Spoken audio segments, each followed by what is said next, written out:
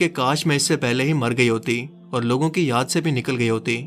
اتنے میں ہی اسے نیچے سے آواز آئی کہ دل چھوٹا مت کرو، تیرے رب نے تیرے پاؤں کے نیچے ایک چشمہ جاری کر دیا، اس کھجور کے تنے کو اپنی طرف ہلا اور یہ تیرے سامنے تر و تازہ پکی ہوئی کھجوروں کو گرا دے گا۔ اب چین سے کھا پی، اپنی آنکھیں ٹھنڈی رکھ۔ اگر تجھے کوئی انسان نظر پڑ جائے تو اسے کہہ دینا کہ میں نے اللہ رحمان کے نام کا روزہ مان رکھا ہے، میں آج کسی سے بات نہیں کروں گی۔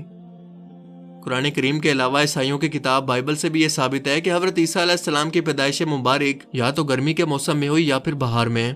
کیونکہ بائبل میں درج پیدائش حضرت عیسیٰ علیہ السلام کے مطابق جس دن حضرت عیسیٰ علیہ السلام پیدا ہوئے، اس رات کچھ گڈریے ارد گرد اپنی بھیڑ بکریاں چرا رہے تھے۔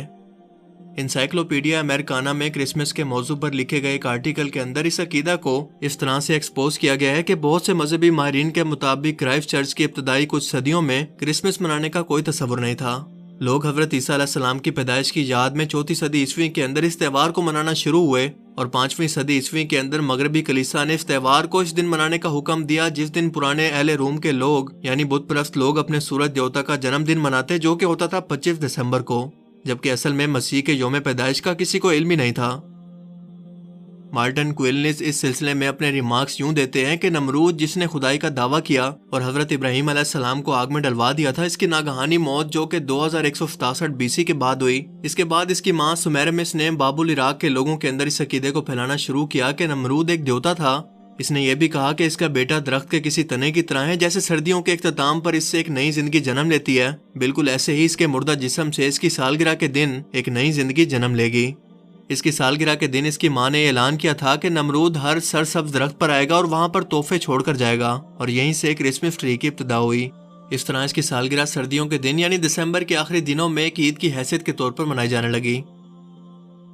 جس سے یہ بات تو ثابت ہو گئی کہ عیسائیت کے اندر داخل کی گئی ایک بدعت ہے جس کا عیسیٰ علیہ السلام کی پیدائش سے کوئی تعلق نہیں۔ ایون کہ بائبل میں بھی مشرکین کے میلوں، عیدوں اور تہواروں کے اندر شرکت کرنے سے منع کیا گیا ہے۔ فرمان باری تعالیٰ ہے کہ اے اسرائیل کے گھرانے، وہ کلام جو خداوند تم سے کرتا ہے سنو۔ خداوند یوں فرماتا ہے کہ تم دیگر اقوام کی روش اختیار نہ کرو۔ پھر ارشاد ہوتا ہے کہ بدعت کرنے والے خدا کی بادشاہی کے وارث نہ ہوں گے۔ پھر فرمایا تم میں جھوٹے استاد ہوں گے جو کہ چھپ کر ہلاک کرنے والی بدعتیں نکالیں گے اور اپنے آپ کو جلد ہلاکت میں ڈال لیں گے۔ اب ذرا یہ بھی جان لیتے ہیں کہ مسلمان کے طور پر ہمیں یہ سب مان لینے میں یا کسی کو وش کرنے میں کتنا بڑا کفر اور شرک شامل ہے، جس کی سنگینی کا شاید بہت سارے مسلمانوں کو بھی احساس نہ ہو۔ 25 دسمبر عیسائیوں کی عید کا دن ہے جسے عیسائی کرسمس ڈے کے نام سے پکارتے ہیں۔ عیسائی عقیدہ کے مطابق حضرت عیسیٰ علیہ السلام 25 دسمبر